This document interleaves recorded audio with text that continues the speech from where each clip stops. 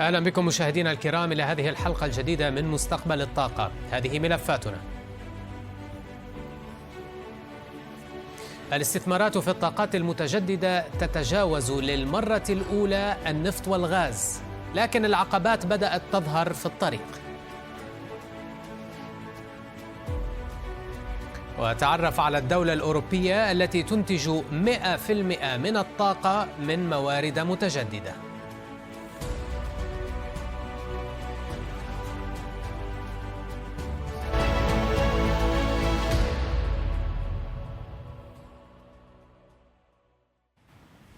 من بين حطام الحرب الأوكرانية ومن رحم أزمة الطاقة العالمية، يأمل البعض بأن ينبثق عنهما تحول أسرع نحو الطاقات المتجددة. يرى هؤلاء بأن المعطيات قد تضافرت لتسهم في زيادة حجم الاستثمارات في الطاقات المتجددة، وبالفعل ولأول مرة على الإطلاق فاق الإنفاق الرأسمالي على الطاقة الشمسية والهوائية العام الماضي ما تم إنفاقه على النفط والغاز. مؤسسة الأبحاث Economist Intelligence Unit توقعت مؤخرا بأن عملية التحول قد تسارعت بنحو 5 إلى 10 سنوات، خاصة في ضوء التحفيز المالي بمليارات الدولارات المقدم لتقنيات الطاقات النظيفة في كل من الولايات المتحدة وأوروبا. لكن وبالرغم من ذلك يحذر بعض الخبراء من صعوبات مالية وبيروقراطية مقبلة قد تعرقل هذا التحول وتسارع وتيرته. فعدا عن كون مسألة الحصول على التصاريح الحكومية لتشييد مشاريع الطاقات المتجددة مسألة صعبة وتستغرق وقتا طويلا في كل من أوروبا والولايات المتحدة، بالرغم من كل الكلام الرسمي حول تحفيز هذه المشاريع، يكمن الخطر الأكبر لاستثمارات الطاقات المتجددة في تدني جاذبيتها. فبعد سنوات طويلة من انخفاض أسعار الطاقات المتجددة، باتت الكلفة المنخفضة شيئا متوقعا من قبل الحكومات الغربية، والتي سارعت مؤخرا لحماية ناخبيها في ظل أزمة الطاقة من خلال وضع سقوف على أسعار الكهرباء النظيفة. هذا إلى جانب فرضها لضرائب واقتطاعات مالية لمرة واحدة على منتجي الطاقات المتجددة في ضوء قفزة أسعار الكهرباء. أضف ما سبق إلى ارتفاع أسعار المدخلات وارتفاع كلفة التمويل، فباتت الجدوى المالية لمشاريع الطاقات المتجددة أقل جاذبية من ذي قبل. وبسبب تلك المعوقات بدأ بعض مطوري الطاقات المتجددة بإعادة النظر في استثماراتهم في تلك المشاريع بشكل كامل في ضوء تبدد أرباحهم وتسجيلهم للخسائر. فعلى سبيل المثال، سجل أكبر 4 مصنعين غربيين للتوربينات الهوائية خسائر في الفترة المالية الأخيرة. فالعديد من مطوري طاقة الرياح مؤخرا أجبروا على مراجعة عطاءاتهم المقدمة أو إعادة التفاوض حول اتفاقيات التمويل أو تأخير مواعيد تسليم المشاريع أو حتى الانسحاب كليا من بعض المناقصات الكبيرة. البعض يتخوف من أن محاولات الحكومات الغربية إبقاء أسعار الكهرباء منخفضة قد يعود لينعكس سلبا على الاستثمار المستقبلي في الطاقات المتجددة، إن لم يكن اليوم لكن حتما غدا، عندما تزداد مشاريع الطاقات المتجددة وتقفز معها تكاليفها بسبب ارتفاع طلبها على المعادن وعلى الكوادر البشرية المدربة. لذا ينصح بعض الخبراء الحكومات بعدم الانزلاق في سباق نحو القاع فيما يخص أسعار الطاقات المتجددة، والسماح لمطوري الطاقات المتجددة ببيع الكهرباء بأسعار أعلى وبالتالي تحقيق أرباح أكبر، وذلك بهدف ضمان المحافظة على فرص تحول سريع في الطاقة.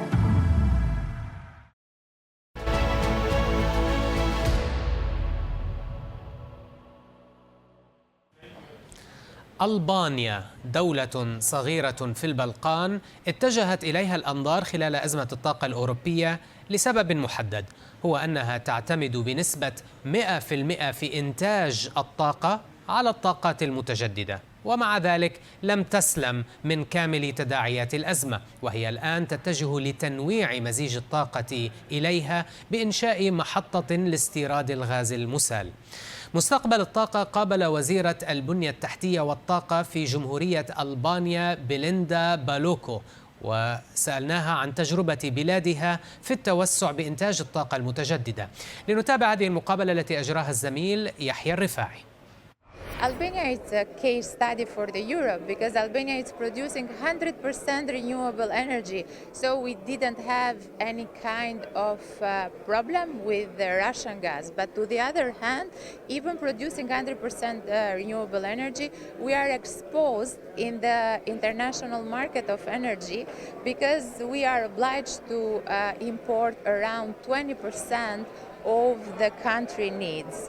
So during the 2022, the Albanian government and the companies that the national companies that are offering the energy in the country have spent around €500 million just to provide energy to our citizens, because we have taken a very bold decision to protect all the householders and small businesses in Albania from this energy crisis.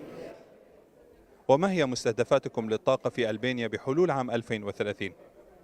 Well, we have a very aggressive target. We want to achieve by 2030 to increase our production capacity with 4 terawatt by making Albania from a net importer country to a net exporter country. As I said in my panel, for us it's very important to create a sustainable mixture of energy. Having just production from renewable energy sounds very trendy, but to the other hand, we should have the security of energy for our country. That's why we are working on a new project that involves the production of energy through an FSRU based on south of Albania and based on the supply of LNG. So our target will be reachable, of course, if we reach this kind of mixture of production. وما هو حجم الاستثمارات التي تنوون ضخها في هذه المشاريع؟ What is very important and what I believe that will be a key to success is a synergy between the investment of the government sector and the state-owned sector and the private sector. Just to give you a simple example, during 2022, by having this situation in all Europe, we had about 1.7 gigawatt of investment from the private sector in renewable energy, of course, and the injection was on the economy was equal to 1.1 billion of euros. For a small country like Albania, because I believe that you know that Albania is a small country with 3 million of inhabitants, this is a very important investment.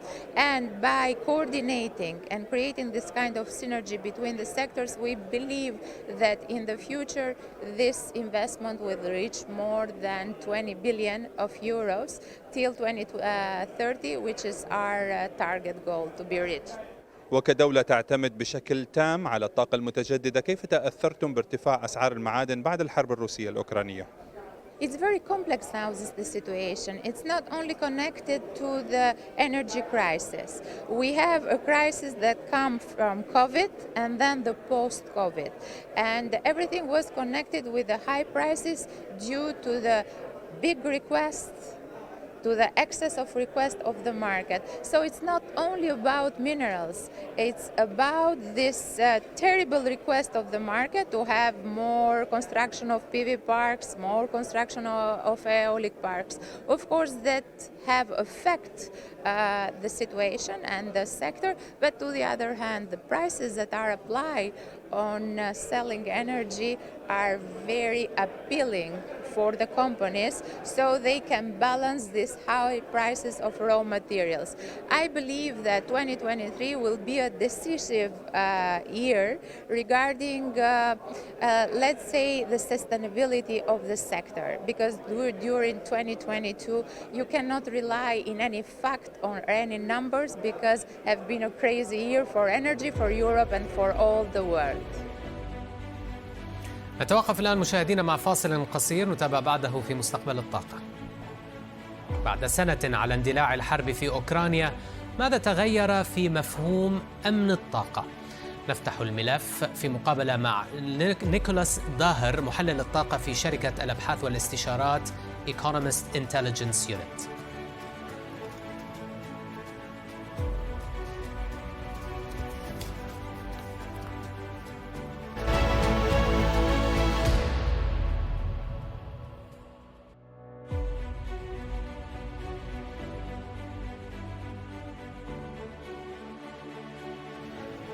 أهلا بكم من جديد إلى مستقبل الطاقة. الحرب الأوكرانية غيرت الكثير في مشهد الطاقة العالمي، وأعادت صياغة مفهوم أمن الطاقة بالنسبة لجميع الدول، ليس فقط الدول الأوروبية. الآن وبعد سنة على بدء الحرب، هل انتهت الشراكة الأوروبية مع روسيا في قطاع الطاقة إلى غير رجعة؟ ومن هو الرابح الأكبر من كل ما جرى؟ فتحت هذا الملف للنقاش مع نيكولاس داهر، محلل الطاقة في شركة الأبحاث والاستشارات Economist Intelligence Unit، وسألته بداية عن نظرته المستقبلية للطلب العالمي على الطاقة بشكل عام هذه السنة، وكيف تغيرت الصورة في ظل اشتعال الحرب الأوكرانية. لنتابع. Well, I mean, we are expecting less demand growth, or like a sluggish demand growth in 2023, just 1% growth by global demand, and that like the war impacted this like severely, because especially because the high energy prices that we are having now, and especially during 2022. So the demand growth is lower than we would have had without the war. But on the other hand, there is some support for energy demand given the China faster and sooner reopening. So there is like two different like opposite forces in play. من وجهة نظرك، من هو الرابح الأكبر من الأزمة الأوكرانية؟ وهنا أسأل في إطار قطاع الطاقة بطبيعة الحال، حيث أن العديد من المعطيات تشير أن الولايات المتحدة هي بالفعل أكبر الرابحين. Well, it's hard to talk about winners in the context of a war, but if we are focused solely on energy, the U.S. has been favored because of that. Well, any energy producer which is not Russia has been favored because of the higher prices. So the exports are more valuable at the moment. But clearly, Europe moving away from Russian fossil fuels and having like to rush to find other suppliers, they have seen in the US like a good partner, and the US have seen like a good customers in European countries. So US exports are increasing significantly because they are filling the gap that left by Russia. ما هي آثار الحرب الأوكرانية ليس فقط على ملف أمن الطاقة كأولوية لدى صانع القرار، بل آثارها على مفهوم أمن الطاقة بحد ذاته؟ Well, the war in Ukraine, and especially the cut of Russian fossil fuel supplies towards Europe, has put the spotlight on energy security again. So there has been a refocus from energy policy from the energy transition towards energy security during 2022, and we saw many countries in like Germany or other countries in the European Union investing heavily on fossil fuels infrastructure, especially on LNG import capacity, because of the energy security issue. So energy security is now under the spotlight on everyone in the world, every policy maker, because it has put like the spotlight that energy security is nothing that is granted. So we are seeing like a renewed effort on energy security. That doesn't mean that countries are not thinking on the energy transition, and we believe that in fact the current situation will accelerate the energy transition in the medium and long term, and especially because many governments are now seeing renewables not only as a way to have a better environment, but also as a way to enforce energy security, because they are domestically produced, domestically sourced. You don't need to import sun or wind.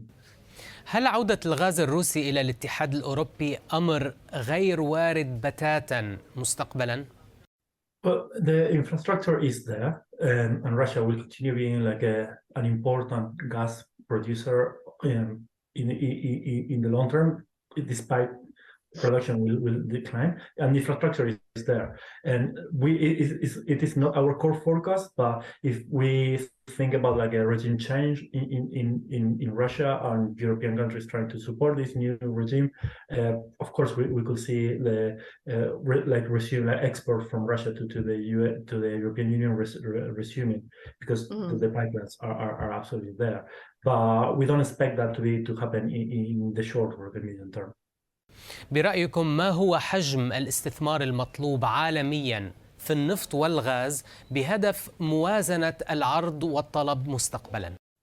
Well, there's a lot of investment needed. That will be a short answer. We expect more investment, of course, in renewables, especially from European countries, but also we expect more investment in fossil fuel production. And this is not only because there is a need to balance demand and supply, but also because at these prices are elevated at the moment, even though they have declined from 2022 hikes. They remain elevated, and higher prices are always push for more investment in fossil fuels. We expect the oil and gas market to continue short or to continue very, very, very, very tight at least until 2025, and that will of course support investment in fossil fuel production. ما هي تأثيرات الأزمة الأوكرانية على العلاقات الجيوسياسية بين الأقطاب العالمية، وما هي ذيول ذلك على قطاع الطاقة؟ We do see like the global market kind of like splitting in two camps. One are countries that will continue receiving Russian imports, like will continue importing from Russia, and will even increase the imports from Russia. This is mainly China and India, because they will get very cheap fossil fuel from them. And then other countries that are moving away from Russia and will focus more on the US as the global supplier, and that's mainly like Europe. I wouldn't call it like a rivalry between these two camps. Of course, there is a conflict between Russia and the European Union and the US. I wouldn't call like a rivalry between Europe and China. But they will just like, I mean, China will do what it is better for the finances and will try to get cheap fossil fuel from Russia, while Europe will have to decarbonize their economy quite fast. They like try to like move away from fossil fuels in general and rely more in the US as their energy supplier. في الختام، ما هي إذن الدروس المستقاة من الحرب في أوكرانيا وذيولها بعد عام من اندلاعها فيما يخص سياسات الطاقة عموما؟ Like a key lesson that we believe like governments should learn, I think they have learned maybe in Europe in a hard way. It is like you cannot rely on one supplier for most of your fossil fuel imports, and this is very important because it's a lesson that China is also learning and paying a lot of attention. You see that China, of course, is trying to get more gas and oil from Russia, but on the other hand, China is also trying to diversify their supplies, like making more investment in Central Asia. There is like a new pipeline announced with Turkmenistan, and so we believe like this will make governments be more aware of like the risk of relying too much in one energy supplier. They will another lesson will be to try to produce more domestically. And I'm not talking about oil and gas only. I'm talking about like more renewables. So we'll see now renewables being considered as a way to enhance energy security. And the third lesson is the importance of energy efficiency. Many European countries, they haven't been very ambitious on energy efficiency, and like in the last 10 years, and now we are seeing the consequences of like when you need to reduce consumption because you don't have the supply or because prices are very expensive, and they are facing some struggles on that.